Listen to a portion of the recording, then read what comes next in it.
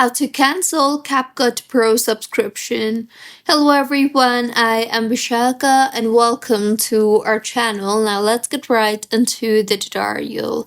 Firstly, go ahead and open CapCut on your device and then go ahead and tap on the Me option on the bottom right of your screen.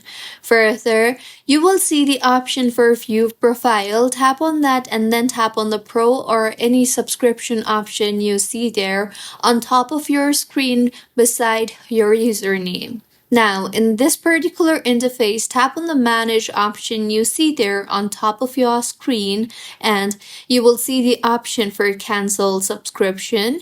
Simply go ahead and tap on the Cancel Subscription option you see there, and in the confirmation that appears, tap on Cancel again, and with this, your subscription on CapCut will be canceled. So this was about how you can cancel CapCut Pro subscription. If you find this tutorial helpful, please like the video and do comment if you have any queries. Also, do subscribe to our channel for more helpful tutorials like this. See you on the next one.